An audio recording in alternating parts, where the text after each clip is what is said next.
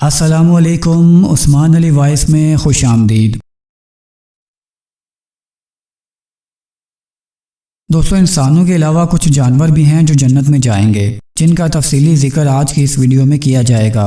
امید کرتا ہوں یہ ویڈیو آپ کے نالج میں اضافہ کرے گی۔ تو چلیے ویڈیو کا آغاز کرتے ہیں۔ سفر معراج میں جس براق سے حضور صلی اللہ علیہ وآلہ وسلم عرش معلیٰ پر پہنچے، وہ براق اور آپ کی اونٹنی اسبا نامی دونوں جنت میں جائیں گے۔ حضرت ابراہیم علیہ السلام نے خدا کے حکم پر اپنے بیٹے حضرت اسماعیل علیہ السلام کی قربانی کا فیصلہ کیا، لیکن یہ صرف آپ کا امتحان تھا۔ جس دمبے کو حضرت اسماعیل علیہ السلام سے بدلا گیا اور جس پر چھری چلائی گئی، یہ دمبا بھی جنت میں جائے گا۔ ایک مرتبہ جب حضرت سلیمان علیہ السلام ایک بڑی فوج کے ساتھ ملک شام کے جنگلوں سے گزرے تو ایک چیونٹی نے جو اپنی جماعت کی سردار تھی اپنی جماعت کو مخاطب کر کے کہا کہ اپنے بلوں میں گھس جاؤ، ایسا نہ ہو کہ حضرت سلیمان اور ان کی فوج تمہیں کچل ڈالیں۔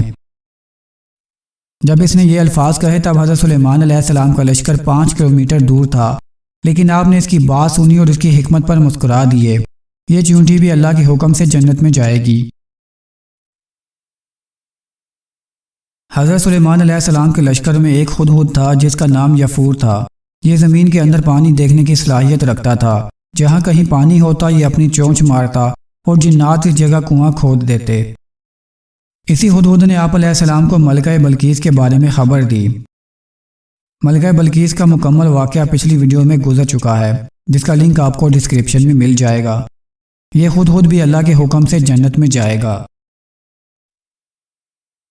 اللہ تعالیٰ نے حضرت عزیر علیہ السلام کو اپنے فطری کاملہ پر معمور کرنا چاہا، چنانچہ آپ اللہ کے حکم سے 100 سال تک سوئے رہے۔ 100 سال بعد اللہ تعالیٰ نے آپ کو بیدار کیا۔ اس دوران آپ کا گدھا بھی آپ کے ساتھ تھا جس کی ہڈیاں بوسیدہ ہو چکی تھیں۔ آپ نے اس کے لیے دعا کی تو یہ صحت مند ہو کر چیخنے لگا۔ آپ کا یہ گدھا بھی جنت میں جائے گا۔ قوم سمود میں اللہ تعالیٰ نے حضرت صالح علیہ السلام کو بھیجا۔ جب آپ نے انہیں تبلیغ کی تو انہوں نے آپ سے معجزہ مانگا، جس پر آپ نے ان کی درخواست پر ایک اونٹنی کو پہاڑ پر سے اتارا۔ اس پر بہت سے لوگ ایمان لے آئے اور بہت سے پھر گئے۔ حضرت صالح علیہ السلام کی یہ اونٹنی بھی جنت میں جائے گی۔ حضرت یونس علیہ السلام اپنی قوم سے مایوس ہو کر بستی سے نکل گئے۔ جب یہ کشتی پر سوار ہوئے تو بیچ سمندر کی کشتی رک گئی۔ اس وقت کے دستور کے مطابق خیال کیا گیا کہ جب کوئی غلام اپنے آقا سے دور جا رہا ہو تو کشتی ساحل پر نہیں اترتی۔ کشتی میں سوار تمام افراد نے جب قرعہ ڈالا تو حضرت یونس علیہ السلام کا نام آیا۔ اسی طرح 3 بار قرعہ ڈالا گیا اور تینوں بار حضرت یونس علیہ السلام کا نام آیا، چنانچہ آپ نے دریا میں چھلانگ لگا دی۔ اللہ تعالیٰ نے ایک مچھلی کو حکم دیا کہ وہ حضرت یونس علیہ السلام کو اپنے پیٹ میں رکھے، لیکن انہیں کوئی زخم نہ آئے۔ حضرت یونس علیہ السلام کو اپنے پیٹ میں رکھنے والی یہ مچھلی بھی اللہ کے حکم سے جنت میں جائے گی۔ اصحاب کہف میں ایک چرواہا بھی شامل تھا جس کے ساتھ ایک کتا تھا۔ اسے بہت بھگایا لیکن وہ کتا نہیں بھاگا۔ پھر وہ کتا بھی ساتھ گیا اور اصحاب کہف کے ساتھ 309 سال تک سویا رہا اور ان کے ساتھ بیدار بھی ہوا اور پھر دوبارہ اصحاب کہف کے ساتھ سو گیا۔ یہ کتا بھی اللہ کے حکم سے جنت میں جائے گا۔ بلعام بن باورہ ایک زاہد تھا اور بعض آسمانی کتابوں کا علم بھی رکھتا تھا۔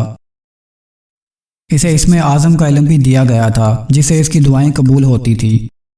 جب فرعون حضرت موسیٰ علیہ السلام اور ان کے مومن ساتھیوں کی تاب میں نکلا تو اس نے بلعام سے کہا موسیٰ کے خلاف دعا کر تاکہ موسیٰ علیہ السلام پکڑ لیے جائیں۔ یہ حضرت موسیٰ علیہ السلام کے تعاقب میں نکلنے کے لیے اپنی گدھی پر سوار ہوا، لیکن گدھی نے چلنے سے انکار کیا تو اس نے اس کو مارا۔ وہ گدھی اپنی جگہ سے ذرا نہیں ہلی۔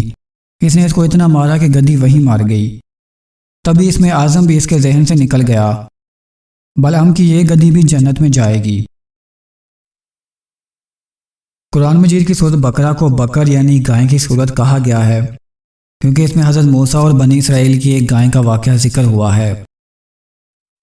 اس گائے کے گوشت کو کاٹ کر جب مردے پر رکھا گیا تو مردہ اٹھ بیٹھا اور اپنے قاتل کا نام بتا دیا۔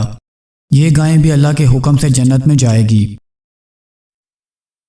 دوستو، ان جانوروں کے علاوہ بھی کچھ جانور جنت میں جائیں گے، جیسے مور، گھوڑا اور وہ جانور جو دیکھنے میں خوبصورت ہیں یا جن کی آوازیں خوبصورت ہیں، یا وہ جانور جن کا گوشت جنتیوں کو پسند ہوگا۔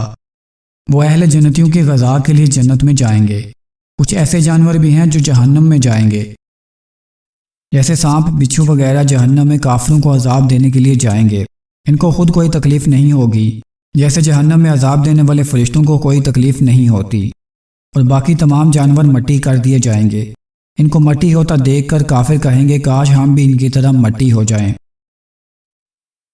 ویڈیو اچھی لگی ہو تو لائک کر دیں، چینل کو سبسکرائب کر دیں اور ساتھ بنے بیل آئیکن کو پریس کر دیں۔